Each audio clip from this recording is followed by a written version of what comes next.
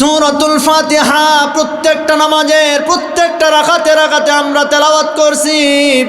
আমরা কি বলি এর মানে আমরা জানি না, না জানার কারণে আজকে আমাদের জীবনের কোনো পরিবর্তন নাই। শুধুমাত্র আউযু বিল্লাহ বিসমিল্লাহ দিয়ে আমরা শুরু করলাম। এইবার সূরা ফাতিহা আমরা এমনভাবে শুরু করে, আর শোনেন, এই পৃথিবীর জমিনে কোনো নেতার কাছ থেকে আপনি কোনো কিছু পেতে গেলে সর্বপ্রথম সেই নেতার প্রশংসা আদায় করতে হবে, সেই নেতাকে পাম দিয়ে উপরে তুলতে হবে। তার কারণ নেতাকে যদি আপনি পাম দিতে না পারেন, প্রশংসা করতে না পারেন, তাহলে ওই নেতা আপনাকে কোনোদিন মনে রাখবে না। তেমনইভাবে আমরা নামাজে যখন দাঁড়িয়ে গেলাম, আমরা সর্বপ্রথম আমার রবকে আমরা প্রশংসা করতে লাগলাম, আমরা আমার রবের শুকরিয়া আদায় করতে লাগলাম। যেমনটি সূরা ফাতিহার প্রথম নাম্বার আয়াতে আমরা পড়ছি, আলহামদুলিল্লাহি রাব্বিল আলামিন। জোরে বলেন আল্লাহু আকবার। আমরা পড়ছি আল্লাহর সমস্ত প্রশংসা লিল আলামিন, যিনি উভয় জগতের মালিক, আসমান এবং জমিনের মালিক, যিনি সব কিছুর মালিক, সে আল্লাহ পাকের জন্য সমস্ত প্রশংসা। আমরা সমস্ত প্রশংসা করলাম আল্লাহর জন্য। আমার ভাইরা, আল্লাহ রাব্বুল আলামিন তখন আমাদেরকে ডাক দিয়ে বললেন, আমার গোলাম, ও আমার বান্দা, আজকে যে তুমি আমার প্রশংসা করলে, তুমি আমাকে চেনো, আমার পরিচয় কি? আমাকে কি তুমি চেনো? আমার পরিচয় কি? তখন বান্দা ডাক দিয়ে বলেন, আল্লাহ, আপনাকে চিনি দেখেই তো আপনার প্রশংসা আদায় করছি। আর রহমান আর রহিম, আপনি হলেন দয়ালু, আপনি হলেন অতি দয়ালু। বলেন সুবহানাল্লাহ। আপনাকে তো আমরা চিনি, আপনি হলেন রহমান আর আপনি হলেন রহিম। এই রহমান আর রহিম আমরা দুটি শব্দ ব্যবহার করলাম। এই রহমানটা হচ্ছে দুনিয়ার জন্য দয়া, আর রহিমটা রব্বুল আলামিন কাল কিয়ামতের কঠিন হাসরের ময়দানের জন্য আল্লাহ রেখে দিয়েছেন। এই দুনিয়াতে আল্লাহ রহমান শব্দ ব্যবহার করে বান্দা বান্দীদেরকে আল্লাহর যাবতীয় নিয়ামত দান করে থাকেন। এই যে আজকে আমরা দুনিয়াতে বাঁচার জন্য রব্বুল আলামিন আমাদেরকে অক্সিজেন দান করেছেন বিনা পয়সায়। আমরা কোনোদিন একটা টাকা দিয়েও অক্সিজেন আমরা ক্রয় করলাম না, অথচ এই অক্সিজেন যদি কিনা লাগতো আমরা ফকির হয়ে যেতাম অক্সিজেন কিনতে কিনতে। যেই মানুষটা অসুস্থ হয়, হাসপাতালের বেডে চলে যায়, হাসপাতালে যাওয়ার পরে যদি অক্সিজেনের প্রয়োজন হয়, 4 ঘন্টা 5 ঘন্টা অক্সিজেন দেওয়ার পরে এইবার ডাক্তারেরা তার জন্য, আমার ভাইরা, বিল ডাকে দেখবেন 10,000 15,000। কথা বলেন না কেন? এই 4-5 ঘন্টার জন্য যদি 10 থেকে 15,000 20,000 যদি টাকা হতে পারে, রব্বুল আলামিন আমাদেরকে 24টা ঘন্টা বিনা পয়সায় অক্সিজেন দিচ্ছে। যদি একটাবার বলতো, বান্দারে প্রতিদিন তোদেরকে 2,000 করে টাকা দিতে হবে, আমার তো মনে হয় আল্লাহর এই অক্সিজেনের ঋণ আমরা কোনোদিন শোধ করতে পারতাম না। এজন্য আল্লাহ বলেন, আর রহমান, আমি হলাম দয়ালু। আর এই দয়ালু দুনিয়ার জন্য আল্লাহ আমাদেরকে এত দয়া দেখিয়েছেন। আজকে আমরা মানুষ এই দুনিয়ার জমিনে এসেছি শুধুমাত্র অক্সিজেনের দিকে নয়, আপনি আপনার শরীরের দিকে একটাবার তাকায় দেখেন, আল্লাহ আপনার শরীরের ভিতরে কত সুন্দর সুন্দর নিয়ামত দান করেছেন। আল্লাহ সুন্দর আমাদেরকে হাত দিয়েছেন, যে হাত আমরা সমস্ত কাজে ব্যবহার করতে পারি। আল্লাহ আমাদেরকে সুন্দর একটা মাথা দিয়েছেন, মাথার ভিতরে আল্লাহ কত ব্রেন বুদ্ধি দিয়েছেন। এরপরে 2টা চক্ষু দিয়েছেন, এই চোখ দ্বারা আজকে পুরো পৃথিবী আমাদের সামনে আলোকিত হয়ে গেছে। আজকে এই চোখ দ্বারা আসমানের দিকে তাকাইলে আসমানের চন্দ্র সূর্য সব কিছু পরিষ্কার দেখা যায়। এই চোখটা আল্লাহ সবচাইতে বড় নিয়ামতকে রব্বুল আলামিন আমাদেরকে দান করেছেন। শুধু চোখ নয়, আজকে আপনি তাকায় দেখেন, আমরা মানুষ, আমরা কথা বলছি, কথা বলার যোগ্যতা আল্লাহ আমাদেরকে দান করেছেন। সমাজে এমন কিছু মানুষ আছে যারা কথা বলতে পারে না, তাদেরকে আমরা বলি বোবা। এই সমস্ত মানুষগুলি কথা বলতে পারে না, শুধুমাত্র তারা ও আ শব্দ করে। কথা বলেন না কেন? এজন্য আমার ভাইরা, আল্লাহ রাব্বুল আলামিন বললেন, আর রহমান, আমি হলাম দয়ালু। এজন্য এই দয়ালু আল্লাহ আমাদেরকে সব দিয়েছেন। আল্লাহ এত কিছু দিলেন, এজন্য রব্বুল আলামিন বললেন, বান্দা যেহেতু আমি আল্লাহ রব্বুল আলামিন তোমাকে সব কিছু দিয়ে দিলাম, অতএব তোমরা আমার ইবাদত বাদ দিয়ে দুনিয়ার কোনো মানুষের গোলামি করিও না, আমার গোলামি করো। আল্লাহ বলেন, আমার যদি গোলাম হয়ে যাও, আমার যদি গোলামি করতে পারো, আমি রব্বুল আলামিন না চাইতে তোমাদেরকে আরো বেশি দান করব। আল্লাহু আকবার।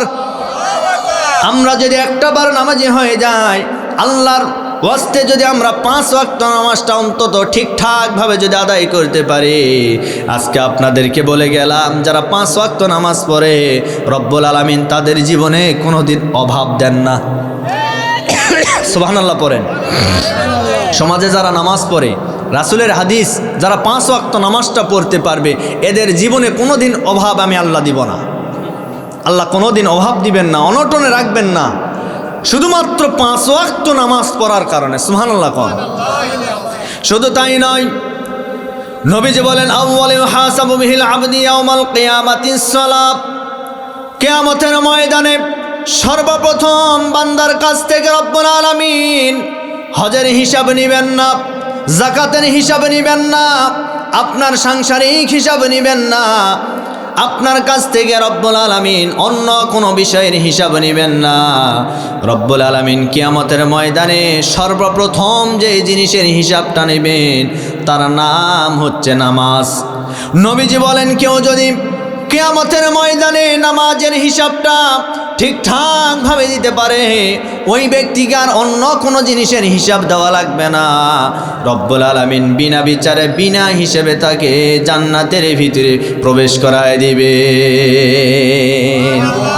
আমার ভাইরা, এই জন্য 5 ওয়াক্ত নামাজ আমরা পড়তে পারবো কি পারবো না?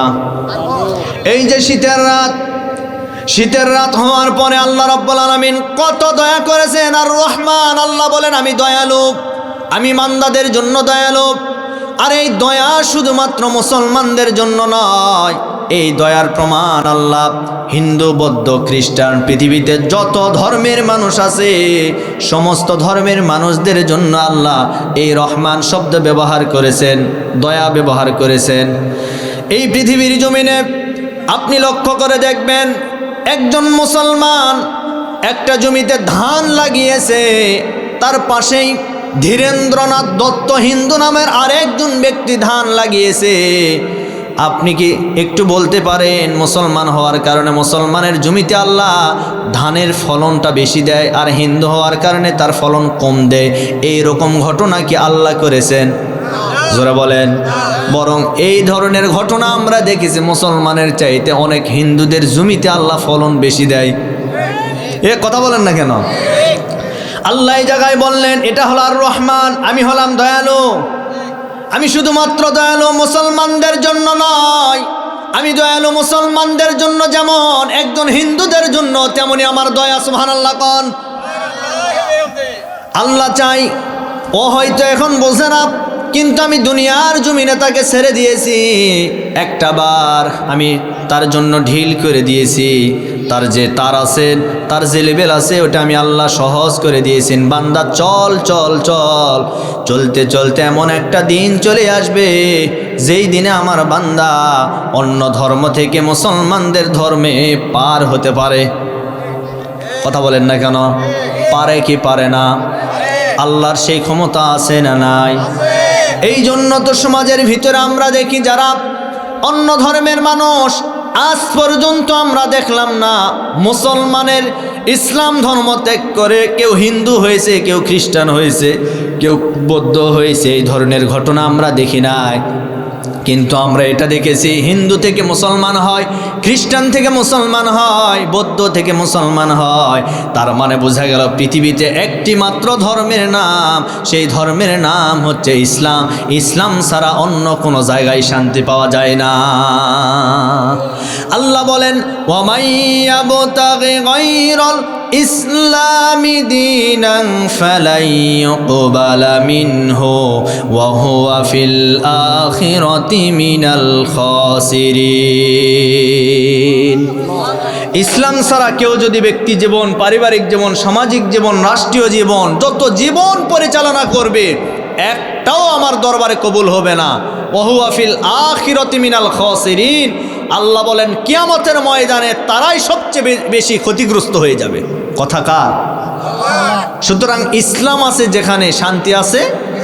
রহমান এই পৃথিবীর জমিনে আল্লাহ রাব্বুল আলামিন বলেন এটা হলো আমার দয়া দুনিয়ার জমিনে, আর এই রহমান আমি এই দয়া প্রয়োগ করি আমার সমস্ত মানুষদের জন্য।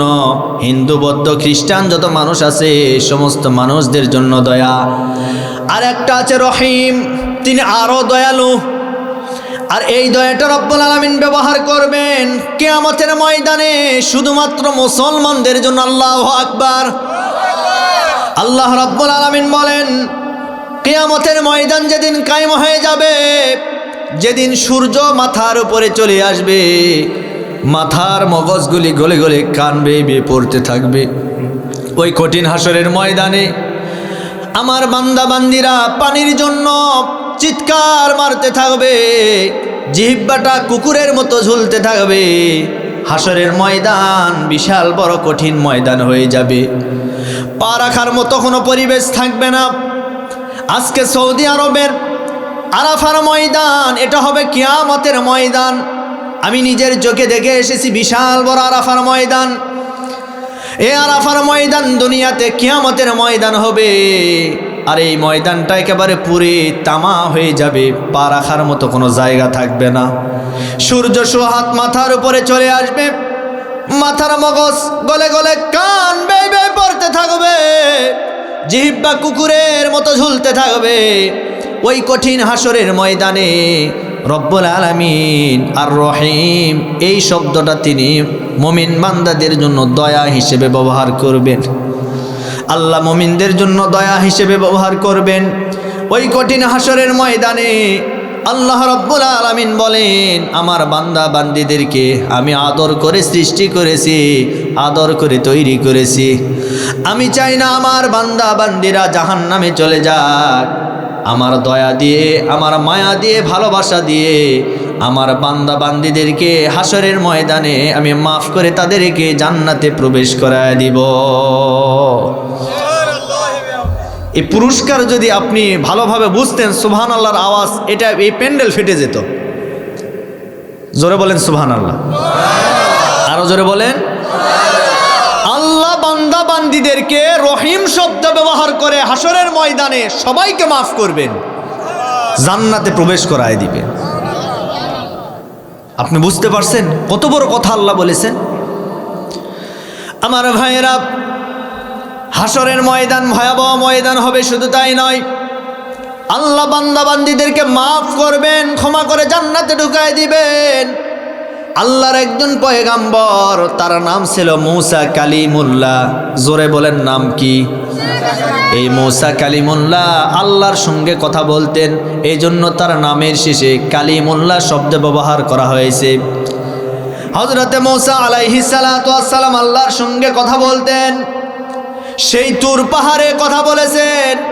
একদিন আল্লাহকে ডাক দিয়ে বলেন রব্বুল আলামিন, আমি মূসা এমন দুইটা কাজ পারে, আপনি আল্লাহ সেই দুইটা কাজ পারেন না। সুবহানাল্লাহ কর।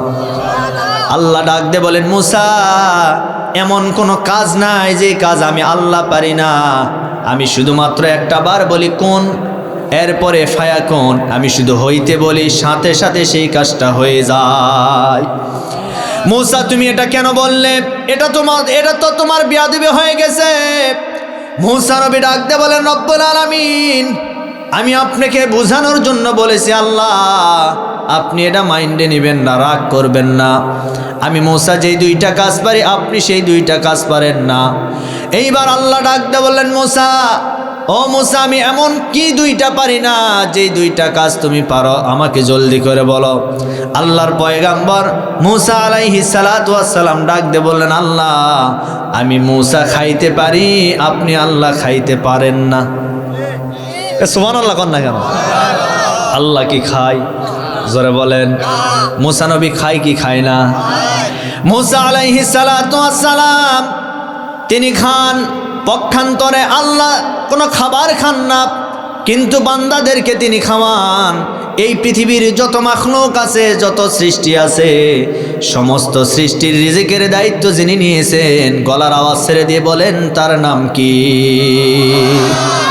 আল্লাহ রাব্বুল আলামিন বলেন, ওয়ামা মিন দাব্বাতিন ফিল আরদি ইল্লা আলাল্লাহি রিজকুহা। পৃথিবীতে এমন কোনো বিচরণশীল প্রাণী নাই যার রিজিকের দায়িত্ব আমি রব্বুল আলামিন আমার কুদরতি হাতে আমি আল্লাহ নেই নাই। আজকে শুধু মানুষের রিজিকের দায়িত্ব না, আজকে শুধুমাত্র প্রাণীর রিজিকের দায়িত্ব না। একটা বার আপনি লক্ষ্য করে দেখুন, সমুদ্রের ভিতরে একটা মাছ আছে, যেই মাছের নাম তিমি মাছ। টনকে টন যার খাবারের প্রয়োজন হয়, সেই সমুদ্রের ভিতরে রব্বুল আলামিন প্রতিদিন একটা তিমিকে টনকে টন খাবার খাওয়ান। এই শক্তি যার হাতে রয়েছে তার নাম কি? গলার আওয়াজ দিয়ে বলে, আরো জোরে বলেন। সে আল্লাহ আজও আছে না নাই? জোরে বলেন। তাহলে মূসা নবী বললেন, আল্লাহ আমি খাইতে পারি, আপনি খাইতে পারেন? এইবার মূসা আলাইহিস সালাতু ওয়াস সালাম বললেন, রব্বুল আলামিন 2 নাম্বার আরেকটা কাজ আমি পারি, আপনি সেটা পারেন না। আমি মূসা ঘুমাইতে পারি, আপনি আল্লাহ কোনোদিন ঘুমান না। সুবহানাল্লাহ কন্যা। আল্লাহ কি ঘুমায়? আল্লাহ ঘুমাই না। লা তাখুযুহু সিনাতুন ওয়ালা নাউম। আল্লাহর তন্দ্রাও নাই, নিন্দ্রাও নাই, আল্লাহর কোনো কিছুই নাই। মূসা আলাইহিস সালাতু ওয়াস সালাম ঘুমান। এজন্য আল্লাহর পয়গম্বর মূসা আলাইহিস সালাতু ওয়াস সালাম একদিন আল্লাহকে ডাক দিয়ে বলেন, রব্বুল আলামিন আপনি বলেছেন আমি মানুষকে অত্যন্ত আদর করে তৈরি করেছি, ভালোবাসা দিয়ে সৃষ্টি করেছি। এখন আপনি আদর করে তৈরি করলেন, ভালোবাসা দিয়ে সৃষ্টি করলেন, আর আপনি সেই মানুষকে জাহান্নামে পাঠিয়ে দিবেন। আপনার মনের ভিতরে কি কোনো দয়া হবে না, মায়া হবে না? আপনার মনে কি কোনো কষ্ট পাবে না? এইবার আল্লাহ ডাক দিয়ে বলেন, মূসা আমি কষ্ট পাবো কি পাবো না, এই জবাবটা আমি তোমার কাছ থেকে নিতে চাই।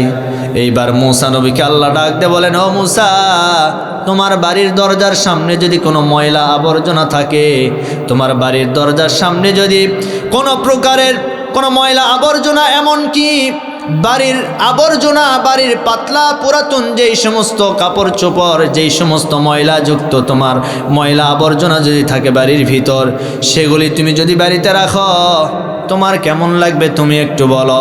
মূসা আলাইহিস সালাতু ওয়াস সালাম ডাক দিয়ে বলেন, রব্বুল আলামিন ওই ময়লা আবর্জনা আমার বাড়িতে থাকলে আমার তো বিরক্ত লাগবে। আল্লাহ ডাক দিয়ে বলেন, মূসা তাহলে সেইটা তুমি কি করবা? এইবার মূসা আলাইহিস সালাতু ওয়াস সালাম ডাক দিয়ে বলেন, রব্বুল আলামিন ময়লাটাকে পরিষ্কার করার জন্য, বাড়ির আবর্জনা পরিষ্কার করার জন্য সেগুলি আমি বাড়িতে ফেলে দিব।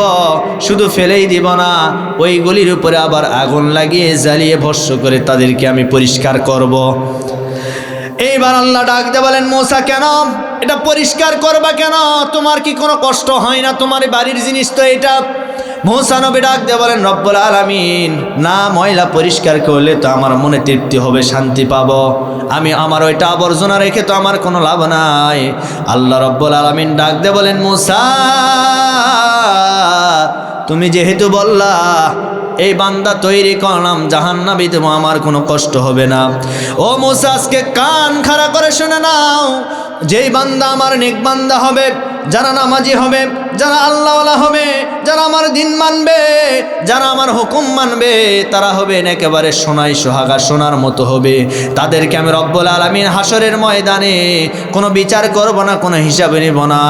বিনা বিচার বিনা হিসেবে তাদেরকে ডান হাত আমলনামা দিয়া আমি রব্বুল আলামিন তাদেরকে জান্নাতে প্রবেশ করায় দিব। পক্ষান্তরে যারা আমার নাফরমান বান্দা, যারা নামাজ পড়বে না, যারা আমার দিন মানবে না, এই সমস্ত মানুষগুলি তোমার ময়লার মতো আবর্জনা, এদেরকে আমি ধরে ধরে জাহান্নামে পাঠিয়ে দেব। আমার মনের ভিতরে কোনো দুঃখ লাগবে না, কোনো কষ্ট হবে না, তার কারণ এদেরকে পুরাইলে আমি আরো তৃপ্তি পাব। কথা কার? জোরে বলেন। এজন্য আমার ভাইয়েরা, আমরা খাঁটি গোলাম হতে চাই।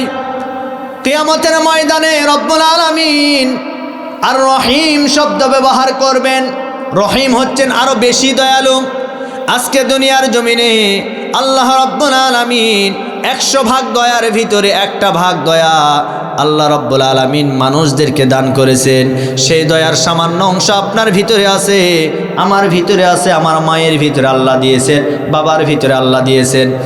এই 1 ভাগ দয়ার ভিতরে সামান্য অংশ দয়া রাব্বুল আলামিন যদি আমাদেরকে দান করার কারণে আমাদের চোখের সামনে মানুষ মরে যাওয়া লাগবে না, কোনো একটা প্রাণী যদি ছটফট করে মারা যায়, এরপরে আমাদের অন্তরের ভিতর দয়া লাগে কি লাগে না? এই দয়া লাগে, কারণ আল্লাহ 1 ভাগ দয়ার ভিতরে সামান্য অংশ দয়া আমাদেরকে রব্বুল আলামিন দান করেছেন। আর আল্লাহর কাছে আছে 99 দয়া। সুবহানাল্লাহ কোন। আল্লাহ বলেন আমি আমার বান্দাদেরকে মাফ করার জন্য কিয়ামতের ময়দানে 1টা দয়া নয়, 2টা দয়া নয়, আমার 99 দয়া আমি আল্লাহ বান্দার জন্য প্রয়োগ করব। এই জন্য আমরা ভুল করব, ভুল করার পরে আবার তওবা করব। সেই তওবাটা কবুল করে যিনি নিবেন, গলার আওয়াজ ছেড়ে দিয়ে বলেন তিনি কে? কখনো তোমাকে যদি ভুলি, হেদায়েতের আলো দিয়ে নিয় কাছে তুলি। মারহাবা কোন। আরো জোরে বলেন। কখনো তোমাকে যদি ভুলি, হেদায়েতের আলো দিয়ে নিয় কাছে তুলি। ক্ষমা কর রহম কর, ক্ষমা কর রহম কর, ও গো দয়াময় তুমি রহমান, তুমি মেহেরবান, তুমি রহমান, তুমি মেহেরবান। মারহাবা কোন। আমাদের জন্য রহমান কে? আরো জোরে বলেন। আল্লাহর প্রশংসা করার পরে আল্লাহ আমাদেরকে প্রশ্ন করছেন নামাজে। যখন নামাজে সূরা ফাতিহা আমরা পড়ি না, আমরা পড়ছি আলহামদুলিল্লাহি রাব্বিল আলামিন, আল্লাহর সমস্ত প্রশংসা আপনার। আল্লাহ বলছেন বান্দা তুমি যে আমার প্রশংসা করলে, তুমি কি আমাকে চেনো? আমরা বললাম আল্লাহ আপনাকে চিনি আমরা। আর রহমান আর রহিম, আপনি হলেন রহমান, আপনি রহিম। সুবহানাল্লাহ কোন। এরপর আমরা বললাম মালিক ইয়াউমিদ্দিন, আয় আল্লাহ আপনি তো বিচার দিনের মালিক। বিচার দিনের মালিক কেউ নয়, আপনি আল্লাহ, আপনাকে ভালোভাবে আমি চিনি। এই কথা বলার পরে আল্লাহ রাব্বুল আলামিন ভাষা আবার চেঞ্জ করে ফেললেন, পরিবর্তন করলেন। আমরা পড়ছি ইয়্যাকা না'বুদু ওয়া ইয়্যাকা নাস্তাঈন। এরপরে আল্লাহ রাব্বুল আলামিন বললেন বান্দা তোমার পরিচয় কি আমি জানতে চাই। আল্লাহ আমাদেরকে বললেন ও বান্দা তোমার পরিচয় কি আমি জানতে চাই। আমরা বললাম আল্লাহ ইয়্যাকা না'বুদু, আমরা আপনার ইবাদত করি, ওয়া ইয়্যাকা নাস্তাঈন, দুনিয়ার কোনো মানুষের কাছে সাহায্য চাই না, আমরা শুধুমাত্র আপনারই কাছে সাহায্য চাই। সুবহানাল্লাহ কোন। আপনি প্রতিদিন প্রত্যেকটা ওয়াক্তে প্রতিটা রাকাতে সূরা ফাতিহা পাঠ করেন, কিন্তু এর অর্থ না জানার কারণে আমাদের জীবনের কোনো পরিবর্তন নাই। আপনি পড়ছেন আল্লাহ আমরা আপনার ইবাদত করি, আপনার কাছে সাহায্য চাই, দুনিয়ার কোনো মানুষের কাছে সাহায্য চাই না। অথচ এই বান্দা নামাজ পড়ার পরে বাহিরে আসার পরে একজন মেম্বার চেয়ারম্যানের কাছে গিয়ে আবার বলে ও মেম্বার সাহেব, চেয়ারম্যান সাহেব, তুমি ছাড়া আমাকে কেউ বাঁচাতে পারবে না, তুমি আমাকে বাঁচাও। কথা বলেন, বলে কি বলে না? এই কথাটা বললেন কেন? তার কারণ হলো আপনি নাফরমান, আপনি নাফরমান, আপনি নামাজে যা বললেন আপনি সেটা এখনো বুঝতে পারেন নাই। আপনি পড়ছেন ইয়্যাকা না'বুদু, আমরা আপনার ইবাদত করি, ওয়া ইয়্যাকা নাস্তাঈন, আপনার কাছে সাহায্য চাই। এইবার আল্লাহ বললেন ও বান্দা তুমি যে আমার কাছে সাহায্য চাও, কোন সাহায্য চাও আমাকে বলো। তুমি যে সাহায্য চাও কি চাও আমাকে বলো। আমরা তখন পড়ছি ইহদিনাস সিরাতাল মুস্তাকিম সিরাতাল্লাযীনা আন'আমতা আলাইহিম গায়রিল মাগদুবি আলাইহিম ওয়ালাদ-দাল্লিন। আমিন কোন, আমিন কোন, জোরে বলেন আমিন। আমরা আপনার সাহায্য চাই, আপনার ইবাদত করে আপনার কাছে সাহায্য চাই। আল্লাহ বললেন, বান্দা তুমি আমার কাছে কি সাহায্য চাও বলো। আমরা এবার জবাব দিয়ে বললাম, ইহদিনাস সিরাতাল মুস্তাকিম, সহজ এবং সরল যে সঠিক পথ সেটা আমরা চাই। যেই পথে চললে আপনি খুশি হবেন, যেই পথে চললে রাসূল খুশি হবে, সেই পথ আমরা আপনার কাছে চাই। আপনি সেই পথ আমাদেরকে দান করুন। সম্মানিত ভাইরা আমার, আজকের দুনিয়ার জমিনে একটা পথ নয়, হাজার হাজার পথ আজকে তৈরি হয়ে গেছে। আজকে এই সমাজের ভিতরে যে যে পথের উপরে আছে, যে যে দলের উপরে আছে, সে মনে করে আমারটাই ঠিক, বাকিগুলো সব ভুল। আমারটাই ঠিক, আমি জান্নাতি, আর বাকি যারা আছে এরা জাহান্নামী। আমাদের সমাজের ভিতরে এমন কিছু মানুষ আছে যারা দেখবেন মাথায় টুপি, মুখে দাড়ি, পরনে জুব্বা পাঞ্জাবি সব ঠিকঠাক আছে, এরপরেও তারা ফতোয়াবাজি করে আমাদেরটাই ঠিক আর বাকি যেগুলি আছে সব ভুল। আর এটা সবচাইতে বেশি পাওয়া যায় আমাদের নামাজের ভিতরে। ফরজ নিয়ে কোনো দ্বন্দ্ব নয়, নামাজের ভিতরে একটা জিনিসে নিয়ে দ্বন্দ্ব, সেটা হলো নফল। এখন হাত বাঁধা নিয়ে দ্বন্দ্ব, কেউ নাভির নিচে, কেউ নাভির উপরে, কেউ আবার বুকের উপরে, আবার কেউ হাত ছেড়ে দেয়। কথা বলেন। কিন্তু মনে রাখবেন, নামাজ, ফজরের নামাজ 2 রাকাত, এই ব্যাপারে কোনো সন্দেহ নাই। জোহরের নামাজ 4 রাকাত ফরজ, এই ব্যাপারে কোনো সন্দেহ নাই। আসরের ফরজ 4 রাকাত নামাজ, এই ব্যাপারেও কোনো সন্দেহ নাই। মাগরিবের 3 রাকাত ফরজ নামাজ, এই ব্যাপারেও কোনো সন্দেহ নাই। এশার আবার ফরজ 4 রাকাত নামাজ, এই ব্যাপারে কোনো সন্দেহ নাই। তার মানে ফরজের বেলায় আমরা সব ঠিকঠাক আছি, সামান্য ছোটোখাটো নফল নিয়ে আমাদের মাঝে দ্বন্দ্ব। আমরা এমনকি এই ছোট বিষয়গুলি নিয়ে একে অপরকে কাফির পর্যন্ত ফতোয়া দেই। এই সমাজের ভিতরে এমন কিছু মানুষ আছে, সামান্য ছোট্ট একটা বিষয় নিয়ে আপনি এক ভাইকে কাফের বললেন। মনে রাখবেন, কোনো মুসলমানকে কাফের বলা যাবে না। কেউ যদি কোনো মুসলমানকে কাফের বলে, ও যতদিন না কাফের হবে ততদিন আল্লাহ তাকে মৃত্যু দিবেন না। এই জন্য কাফের শব্দ সবসময় ব্যবহার করা যাবে না। একজন মুসলিম যদিও হতে পারে সে বেনামাজি, যদিও সে আল্লাহর দিন কম মানে, যদিও সে আমাদের থেকে একটু দূরে আছে, শুধুমাত্র তার ভিতরে জ্ঞান না থাকার কারণে আমার দায়িত্ব হলো তার কাছে দিনের জ্ঞানটা পৌঁছে দেওয়া, তাকে আমাদের দিকে ফিরে নিয়ে আসা। কিন্তু আমরা সেইটা করি না, বরং আমরা তাকে কাফের বলে একেবারে জাহান্নামে পাঠায় দেই। এটা মনে রাখবেন, একজন মুসলমান এই দুনিয়ার জমিনে স্বাধীনভাবে চলাফেরা করবে, কেউ আমাদেরকে বাধা দিতে পারবে না। জ্ঞান বুদ্ধি বিবেকের বিচার হবে হাসরের ময়দানে। কে জান্নাতি আর কে জাহান্নামী কিয়ামতের ময়দানে দেখা হবে। দুনিয়াতে কোনো মানুষকে জান্নাতি জাহান্নামী এই বলার ইখতিয়ার দুনিয়ার কোনো মানুষের নাই। কথা বলেন। এই দায়িত্ব কার? আল্লাহ রাব্বুল আলামিন কিয়ামতের ময়দানে কোন মানুষটাকে জান্নাত দিবে, কাকে জাহান্নামে পাঠায় দিবে, এটা দুনিয়ার কোনো মানুষ বিবেচনা করতে পারবে না। এটা আল্লাহ ভালো করে জানে। আমার ভাইরা, এজন্য আমরা ছোটোখাটো কোনো বিষয় নিয়ে আমরা দ্বন্দ্ব করব না। আমাদের সমাজে এমন কিছু মানুষও আছে যারা দেখবেন আমার ভাইরা মিলাদ কিয়াম নিয়ে পর্যন্ত দ্বন্দ্ব করে। একদল বলে যারা কিয়াম করে এরা কাফের, আরেক দল বলে যারা কিয়াম করে না এরাও কাফের। আমি আপনাদেরকে প্রশ্ন করতে চাই, কিয়াম করা কি আসলে ফরজ? কথা বলেন না কেন? যদি এটা ফরজ না হয় তাহলে আপনি কাফের কেন বললেন?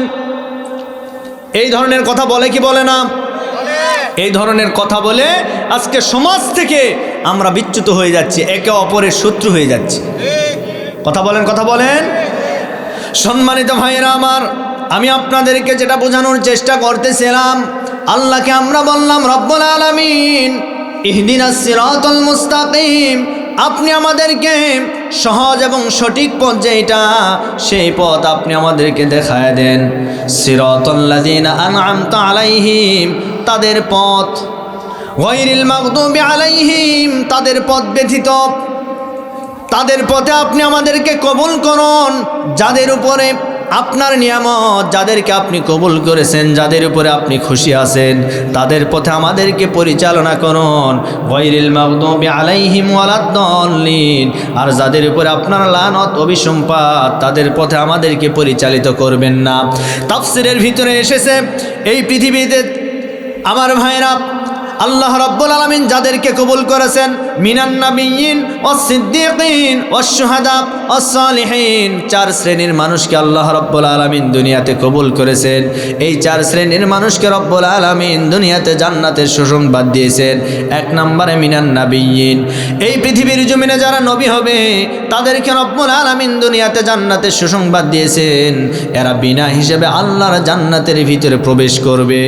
আমরা নামাজের মুসল্লায় বললাম, আল্লাহ আপনি আমাদেরকে সিরাতাল লাযীনা আন'আমতা আলাইহিম, যাদের উপরে আপনার নিয়ামত প্রাপ্ত, যাদের উপরে আপনি খুশি আছেন তাদের পথে আমাদেরকে পরিচালিত করুন। 1 নাম্বার মিনান নাবিয়্যিন, নবীদের উপরে আল্লাহ রাজি আছেন এবং খুশি আছেন। এই পৃথিবীর জমিনে 1,24,000 আল্লাহ রাব্বুল আলামিন নবী এবং রাসূল পাঠায় দিয়েছেন। এই নবী রাসূলেরা প্রত্যেকটা নবী এবং রাসূল শুধুমাত্র হাতে গোনা কয়েকজন বাদ দিয়ে প্রত্যেকটা নবী এবং রাসূল, এজন্য আল্লাহ তাদের উপরে রাজি আছে, খুশি আছে। তার কারণ তারা এই জমিনের ভিতরে আল্লাহর আইন কায়েমের আন্দোলন করেছে। কথা বলেন না কেন? বসে বসে দরবারে শুধু আপেল খাবেন, কমলা খাবেন আর দিন কায়েমের কথা বলবেন না, আল্লাহ আপনার উপরে খুশিও থাকবেন না। খুশি তাদের উপরে, তাদের পথ নবী রাসূলেরা এই পৃথিবীর জমিনে। আমার ভাইরা, হযরত আদম আলাইহিস সালাতু ওয়াস সালাম আর পয়গম্বর সুলাইমান, এই 2 জন নবী বাদ দিয়ে এমন কোন নবী রাসূল নাই যার উপরে আল্লাহ বিপদ আপদ দেন নাই, যাকে আল্লাহ পরীক্ষা করেন নাই। আপনি যদি নবীর উম্মত বলে দাবি করেন, আপনি তাদের পথ চাচ্ছেন, কিন্তু আপনার কোনো বিপদ নাই, কেউ আপনাকে ধরে নিয়ে যায় না, মামলাও দেয় না, কেউ আপনার ঘর বাড়িতে আঘাতও করে না, কেউ আপনাকে রাজাকারের কথাও বলে না। আর আপনি মনে মনে ভাবছেন জান্নাত তো আমি কিনে নিয়েছি, মনে হয় মামুর বাড়ির আবদার। কি কথা বলেন না কেন? জান্নাত তো আমি কিনে নিয়েছি, জিবরাইলের খালাতো ভাই হয়ে বসে আছেন আপনি। জান্নাত এত বড় সোজা? আপনি নামাজে বলছেন সিরাতাল লাযীনা আন'আমতা আলাইহিম, আল্লাহ তাদের পথে আপনি আমাকে কবুল করুন, যাদের পথে আপনি কবুল করেছেন। তাহলে কোরআনের ভিতরে এসেছে 1 নম্বর কবুল যারা পেয়েছেন, কবুলিয়াত যারা পেয়েছেন, তাদের ভিতরে 1 নম্বর কে? জোরে বলেন কে? মিনান নাবিয়্যিন, নবীগণেরা, নবীদেরকে আল্লাহ কবুল করেছেন। নবীদেরকে এমনি কবুল করে না ভাই, নবীদেরকে এজন্যই কবুল করেছেন, তারা দুনিয়াতে এসেছেন, আসার পরে জাতির লোকদের সামনে দিনের দাওয়াত দিয়েছেন, দিন কায়েমের কথা বলেছেন, আল্লাহর জমিনে আল্লাহর দিন প্রতিষ্ঠান আন্দোলন করেছেন। এই আন্দোলন করতে গিয়ে তাদের জাতির লোকেরা বিভিন্ন নবী রাসূলদেরকে মেরে রক্তাক্ত করে, এমনকি কাউকে করাত দিয়ে চিরে, হযরতে জাকারিয়া আলাইহিস সালাতু ওয়াস সালামকে করাত দিয়ে চিরে 2 টুকরা করে দুনিয়া থেকে বিদায় করে দিয়েছেন। এরপরে নমরুদ ইব্রাহিম নবীকে শুধুমাত্র দিন কায়েমের কথা বলার কারণে অগ্নিকুণ্ডের ভিতরে তাকে নিক্ষেপ করে তাকে দুনিয়া থেকে বিদায় করার ষড়যন্ত্র করেছিল। এরপরে ফেরাউন মূসা নবীকে শুধুমাত্র দিন কায়েমের কথা বলার কারণে, তাকে দিনের দাওয়াত দেওয়ার কারণে তাকে হত্যা করার জন্য পিছু নিয়েছিল। এমনি এমনি আল্লাহ তাদেরকে কবুল করে নাই। শুধু তাই নয়, এই পৃথিবীর জমিনে আমার রাসূলের আগে যিনি নবী ছিল তার নাম ছিল ঈসা রূহুল্লাহ। সুবহানাল্লাহ কোন? ঈসা নবীও দুনিয়াতে এসেছেন, আসার পর তার জাতির লোকেরাও তাকে মানে নাই, বরং তাকে মারার জন্য তীর নিক্ষেপ করেছিল। আল্লাহ রাব্বুল আলামিন ফেরেশতাদের দ্বারা তাকে আসমানে উঠায় নিয়েছে। আল্লাহু আকবার। এমনি এমনি তো না, তারা চেয়েছে আনি'বুদুল্লাহ, তোমরা এক আল্লাহর ইবাদত করো। তারা বলেছে জমিন যার, আইন চলবে তার। এই জমিন কার? এই জমিন যার, আইন চলবে তার। এই কথা বলার কারণে আমার রাসূলকে 3 বৎসর ওই আবু জেহেল, শিয়াবে আবি তালিব সে সময় মক্কার কেন্দ্রীয় কারাগারে 3 বৎসর বন্দি করে রেখেছিল। তার মানে আমার রাসূলও জেল খেটেছেন। কথাকে ভুল বললাম? আমার রাসূল জেল খেটেছেন। প্রত্যেকটা নবী রাসূলেরা কম বেশি, ইউসুফ আলাইহিস সালাতু ওয়াস সালাম জেল খেটেছেন, ঠিক কিনা বলেন? আমাদের ইমাম, আমরা যাকে ইমাম মনে করি, ইমামে আজম আবু হানিফা রহমতুল্লাহ, তিনিও জেল খেটেছেন। শুধুমাত্র জালিমের সামনে মাথা নত করে নাই। ইমামে আজম আবু হানিফা বলেছে যে জমিন যার, আইন চলবে তার। আদালত যার, আইন চলবে তার। আদালত কার? তাহলে আইন চলবে কার? আর আজকে বর্তমান আদালতগুলিতে বিভিন্ন জায়গায় আইন চলে কার? কথা বলে না কেন? মানুষের। সরকার বলতে মানুষ। আজকে মানুষের আইন আমাদের সমাজে কায়েম আছে দেখেই আজকে দেখা যায় ধর্ষণকারীরা সেঞ্চুরি করে বিচার পায় না, বিচার হয় না। আজকে চুরি করার পরেও চোরের বিচার হয় না। খোদার কসম করে বলি, আমার প্রাণপ্রিয় মানুষের, আপনারা একটু খেয়াল করে শুনুন, এই জমিনের ভিতরে একটা চোরের বিচার যদি কোরআন দিয়ে করা হয়, একটা চোর, বেশি লাগবে না, একটা চোরের বিচার যদি কোরআন দিয়ে করা হয়, বাইতুল মোকাররম জাতীয় মসজিদের সামনে চোর চুরি করলে হাত কেটে দাও, এই বিধান যদি কার্যকর করা হতো, এই দৃশ্য সারা বাংলাদেশের সমস্ত টিভি চ্যানেলের মাধ্যমে যদি দেখানো হতো, পরের দিন থেকে গরু চোর, হুন্ডা চোর, এরপরে আপনার টাকা চোর, সম্পদ চোর, স্বর্ণ চোর তো দূরের কথা, পরের দিন থেকে মসজিদের জুতা চোর পর্যন্ত বন্ধ হয়ে যেত। কথা বলেন, কথা বলেন, সব বন্ধ হয়ে যেত। কিন্তু আজকে বিচার নাই। বিচার দিবেন কাকে? যার কাছে যাবেন সে তো বড় চোর। ওই যে এক বাপ আর ছেলে গাছে উঠেছে আম পাড়ার জন্য, তখন ছেলে আছে নিচের ডালে, বলে এই বেটা বিয়াদব নাম, এই কার গাছ? এটা কি তোর বাপের গাছ? আমার বাগানে তুই কেন উঠলি? নাম, তোর বাবার কাছে চল, বিচার নিয়ে যাব। ওর হাত ধরে যখন নিয়ে যায় মুসকি মুসকি হাসে। তখন মালিক চিন্তা করে, কী রে, তোর বাবার কাছে নিয়ে যাচ্ছি, ভয় করার কথা, তুই হাসিস কেন? কয় কার কাছে যাচ্ছেন? তোর বাপের কাছে। কয় বাপের কাছে আসেন। বাপ কোথায়? আপনাকে দেখায় আসেন। গাছের কাছে নিয়ে যায়, দেখে বাপ উপরের ডালে বসে আছে। তার মানে বুঝা গেল বাপ অসুর, বেটা অসুর। তাহলে বিচার দিবে কার কাছে বলেন? এটাই হয়ে গেছে সমাজে। কথা বলেন ঠিক কিনা? সুতরাং এই চোর ডাকাত বাটপারদের হাতে আগামীর সমাজ আমরা আর দেখতে চাই না। কি রাজি আছেন না নাই? কারা কারা রাজি? একটু হাত তুলে দেখান তো দেখি। লিল্লাহি তাকবীর, আলহামদুলিল্লাহ। আজকের ওয়াজ এটাই সফলতা। এটাই যদি আপনি বোঝেন, এটা যদি মানেন, সূরা ফাতিহার এই শিক্ষা যদি আপনি নিতে পারেন। শোনেন, বাপদাদার কিচ্ছা কাহিনী বহু শুনেছেন, শুধু কিচ্ছা কাহিনী শুনে চোখের পানি ফেলবেন, কোনো উপকার নাই যদি কোরআনের সঠিক তাফসির করা না হয়। এটাই হলো আসল তাফসির। কথা বলেন, কথা বলেন আমার প্রিয় বন্ধুগণ। তাহলে আমরা বলতেছিলাম আল্লাহ 4 শ্রেণীর মানুষদের উপর আল্লাহ খুশি। 1 নম্বর মিনান নাবিয়্যিন, আল্লাহ নবীদের উপরে। আমি আপনাদেরকে বলতেছিলাম ইমাম আজম আবু হানিফা রাহমাতুল্লাহ আলাইহির কথা। ইমাম আজম আবু হানিফা রাহমাতুল্লাহ আলাইহি আল্লাহর জমিনে আল্লাহর দিন কায়েম করার জন্য জালিমের কারাগারে 3 বছর বন্দী ছিলেন।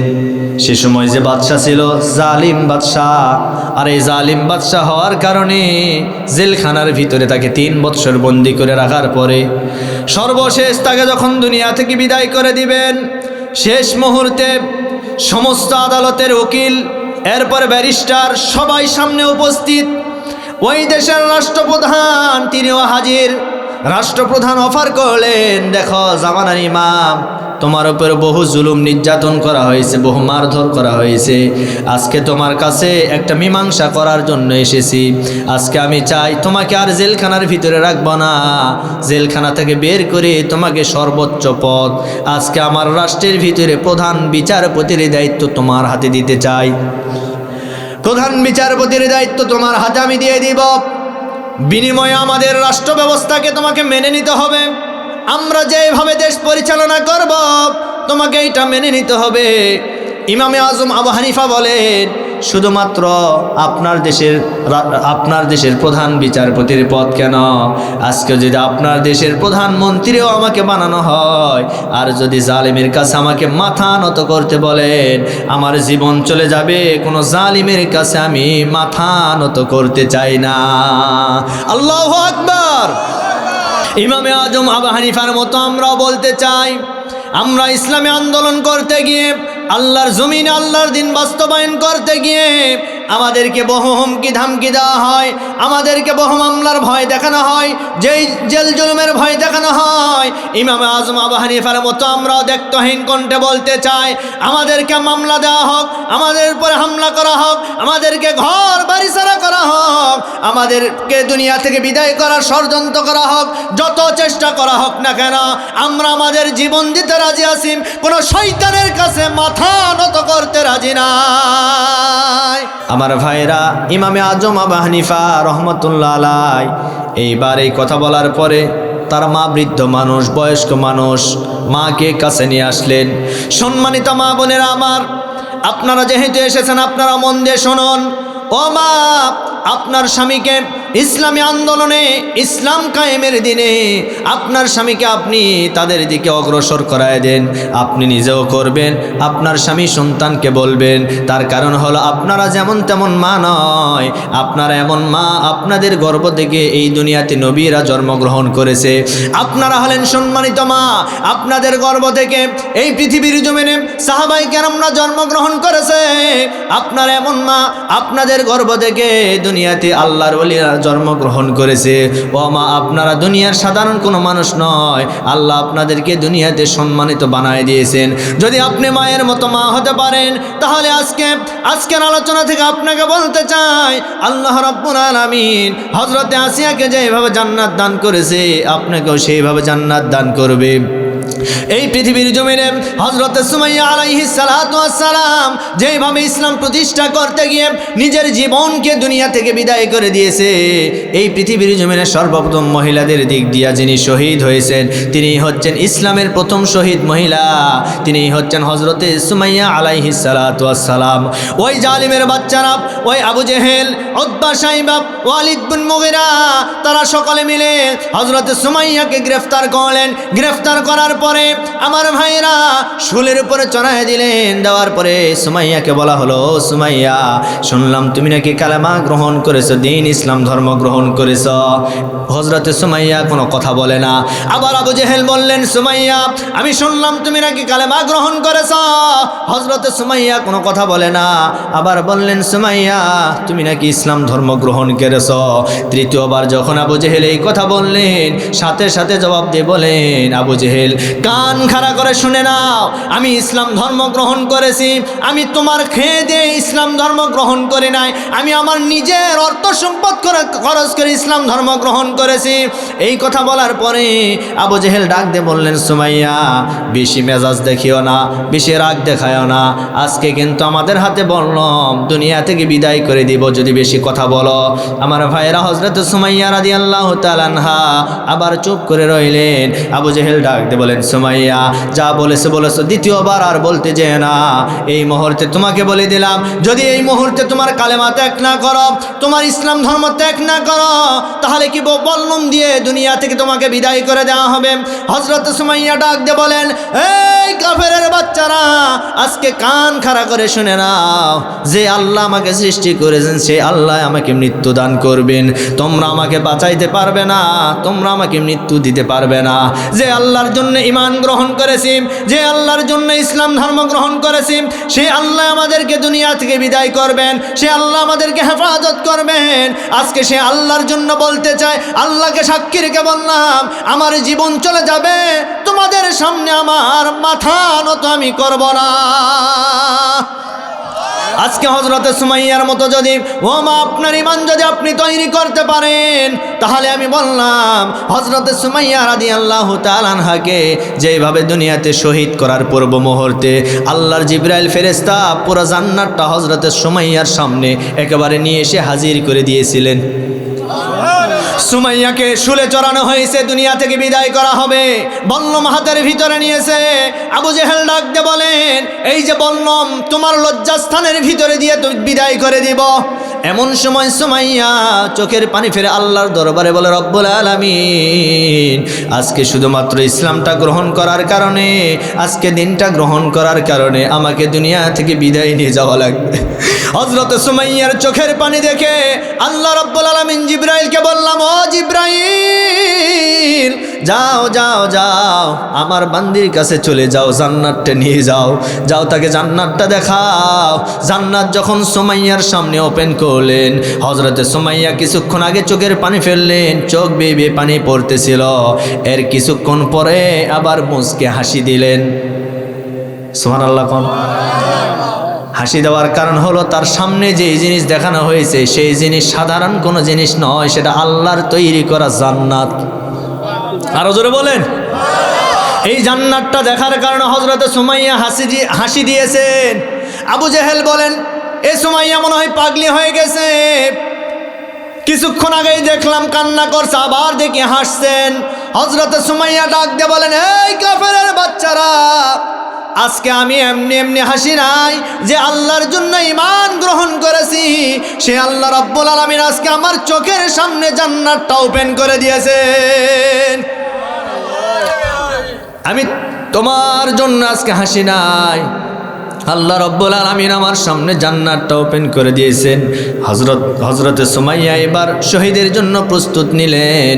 নেওয়ার সাথে সাথে আবু জেহেল তার বল্লমটা হযরতে সুমাইয়া রাদিয়াল্লাহু তাআলা আনহার লজ্জাস্থানের ভিতরে ঢুকায় দিয়েছে। ঢুকায় দেওয়ার পরে রক্ত ফিনকি দিয়ে বের হয়। হযরতে সুমাইয়া চিৎকার মেরে বলেন, আল্লাহ, ও আল্লাহ,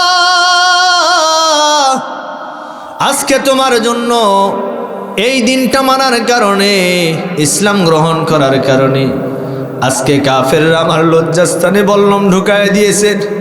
আল্লাহ, আমার কোনো আফসোস নাই, আমার কোনো আফসোস নাই। আমি আজকে শহীদ হতে চাই, এরপরও দুনিয়ার কাফেরের সামনে মাথা নত করতে চাই না। হযরতে সুমাইয়া রাদিয়াল্লাহু তাআলা আনহা এই পৃথিবীর জমিনে সর্বপ্রথম শহীদের খাতায় নাম লিখালেন মহিলাদের ভিতরে। আরো জোরে বলি সুবহানাল্লাহ। সম্মানিত মা বোনেরা আমার, এজন্য আমি আপনাদেরকে বলতে চাই, আপনারাও সুমাইয়ার মতো ঈমান গ্রহণ করবেন। আপনাকে চিন্তা করা লাগবে না, টেনশন করা লাগবে না। সুমাইয়ার সাথে আপনাকে রব্বুল আলামিন জান্নাতে প্রবেশ করায় দিবেন। এরপরে আপনার সন্তানকে ইসলামী শিক্ষা দিবেন, ইসলামী আন্দোলনের সাথে আপনার সন্তানের নামটা লেখাবেন। একজন মহিলা সাহাবী আমার রাসূল জিহাদের ময়দানে যুদ্ধ করতে যাবেন। সমস্ত সাহাবীদের বললেন, মদিনাতে বললেন, ও আমার প্রিয় সাহাবীরা, তোমরা তোমাদের বাড়ি ঘরে যার যেমন সম্পদ আছে আমার কাছে নিয়ে আসো। কারণ যুদ্ধ করতে গেলে এমনি এমনি যুদ্ধ করা যাবে না। যুদ্ধ করতে গেলে সম্পদের দরকার আছে, সম্পদের প্রয়োজন আছে। তোমাদের কার কি আছে আমার সামনে হাজির করো। পুরো মদিনার ভিতরে সমস্ত সাহাবীরা যার যেমন সামর্থ্য আছে সেই সামর্থ্য অনুযায়ী টাকা পয়সা, স্বর্ণ মুদ্রা, এমনকি মহিলারা কানের দুল, নাকের ফুল, এগুলি আল্লাহর নবীর সামনে হাজির করলেন, জিহাদের ময়দানে দান করলেন। ও মা, ও বোনেরা আমার, কান খাড়া করে শুনুন, ইসলামের জন্য মহিলাদের অবদান কিন্তু কম না। আমার রাসূল জিহাদের ময়দানে যাওয়ার প্রস্তুতি গ্রহণকালে যখন আমার রাসূল দান চেয়েছেন, মহিলারা তাদের টাকা পয়সা, স্বর্ণ মুদ্রা যা ছিল সব আমার রাসূলের সামনে হাজির করলেন। একটা মহিলা দুধের বাচ্চা কোলের ভিতর করে নিয়ে আমার রাসূলের দরবারে আসলেন। আসার পরে ডাকতে বলেন, ইয়া রাসূলুল্লাহ, ইয়া হাবিবাল্লাহ, আমার কলিজার টুকরা সন্তান আজকে আমি আপনার দরবারে দান করতে চাই। আল্লাহর নবী ডাকতে বলেন, ও মহিলা, এই সন্তানটা নিয়ে আমি কি করব? জিহাদের ময়দানে গেলে অস্ত্রের প্রয়োজন আছে, জিহাদের ময়দানে ঢালের প্রয়োজন আছে, জিহাদের ময়দানে টাকা পয়সার প্রয়োজন আছে, কিন্তু তোমার ছোট বাচ্চা নিয়ে আমি কি করব? আমি তো কিছুই বুঝলাম না। এইবার মহিলা ডাকতে বলেন, হুজুর, ওই জিহাদের ময়দানে আপনি যখন যুদ্ধ করতে যাবেন, যুদ্ধ করতে করতে এক পর্যায়ে কাফের বেঈমানেরা আপনি রাসূল আপনার উপর আঘাত করার জন্য আসবেন, আপনার শরীরে তীর নিক্ষেপ করার জন্য আসবেন, আপনাকে দুনিয়া থেকে বিদায় করার জন্য আসবেন। হুজুর, ওই সময় আমার এই দুধের বাচ্চাটা আপনি ঢাল হিসাবে তাদের সামনে ব্যবহার করবেন। যতগুলি তীর আপনার শরীরে মারতে যাবে সমস্ত তীরগুলি যেন আমার ছোট বাচ্চা, এই কোলের শিশু বাচ্চা, এর গায়ে যেন বিদ্ধ হয়ে যায়, এর গায়ে যেন বিদ্ধ হয়ে যায়, আমার বাচ্চাটা যেন ওই জিহাদের ময়দানে শহীদ হয়ে যায়। এই কথা বলার পরে আমার নবীজি বললেন, ও মহিলা, ছোট বাচ্চা জিহাদের ময়দানে শহীদ হয়ে গেলে তোমার লাভটা কি আমি জানতে চাই। এইবার মহিলা ডাক দিয়ে বলেন, হুজুর, আপনি তো বলেছেন যারা শহীদ হয় কিয়ামতের ময়দানে তাদের 14 পুরুষদেরকে আল্লাহ ওই শহীদদের ওসিলা করে জান্নাতের ভিতরে ঢুকাইয়া দেয়। আমার মনের ভিতরে আমার এই ইচ্ছা, আমার সন্তানকে আমি জিহাদের ময়দানে দান করব। আপনি জিহাদের ময়দানে গিয়ে আমার সন্তানটাকে ঢাল হিসাবে ব্যবহার করার কারণে সন্তানের গায়ে তীর নিক্ষেপ হয়ে যাবে, তীরটা লেগে যাবে, সন্তান শহীদ হয়ে যাবে। কিয়ামতের ময়দানে আল্লাহর আদালতের সামনে আমি বলতে পারবো, রব্বুল আলামিন, দুনিয়াতে আমি তোমার বান্দি ছিলাম, তেমন কোনো আমল করতে পারি নাই, আমি শুধুমাত্র একটা আমল করেছি আল্লাহ, সে আমলটা হলো আমার কলিজার টুকরা সন্তান। এই সন্তানটাকে আমি জিহাদের ময়দানে দান করে দিয়েছি। আজকে আমি শহীদের মা হয়ে এসেছি, আল্লাহ আপনি আমাকে মাফ করে দেন। হুজুর, ওই কিয়ামতের ময়দানে আল্লাহ হয়তো বা শহীদের মা হিসেবে আমাকে মাফ করে দিতে পারে। আরো জোরে বলেন সুবহানাল্লাহ। এই জন্য মা বোনেরা, আমি আপনাদেরকে বলি, মা আপনার সন্তানটাকে ইসলামের দিকে ধাবিত করবেন, আপনার সন্তানকে ইসলামের রাস্তায় দান করে দিবেন। মনে করবেন আপনার সন্তান শহীদ হয়ে যাবে, এই শহীদ হওয়া তামান্না যদি থাকে, আল্লাহ রব্বুল আলামিন বলেন, যাদের অন্তরে শহীদ হওয়ার তামান্না থাকে, রব্বুল আলামিন তাদেরকে দুনিয়াতে যদি বিছানায় মৃত্যু হয়, এরপরেও শহীদের রাস্তা তাদেরকে দান করেন। 2 নম্বরে সিদ্দিকিন, সত্যবাদী। এই পৃথিবীতে যারা সত্যবাদী হবে, এই সমস্ত মানুষদেরকে আল্লাহ কবুল করেছেন। এই পৃথিবীর জমিনে সবচাইতে বড় সত্যবাদী যিনি ছিলেন, তিনি আর কেউ নয়, তিনি হচ্ছেন আমার রাসূলের পরম বন্ধু হযরতে আবু বকর সিদ্দিক রাদিয়াল্লাহু তাআলা আনহু। সুবহানাল্লাহ পড়েন। আবু বকর সিদ্দিক নামের সামনে শুধুমাত্র আবু বকর ছিল, নামের শেষে আবু সিদ্দিক উপাধি সেই দিন দিয়েছেন আমার নবীজি যেদিন মিরাজ থেকে এসেছেন। আমার দিকে লক্ষ্য করেন, আমার রাসূল মিরাজ থেকে যখন ফিরে আসলেন, আসার পরে কাবার চত্বরে সর্বপ্রথম যার সাথে দেখা হয়েছে, তিনি আর কেউ নয়, তিনি হচ্ছেন মিস্টার আবু জেহেল। জোরে বলেন, নাম কি? আবু জেহেল। ও কাফের, এমনকি কাফেরদের বড় সর্দার। আবু জেহেলের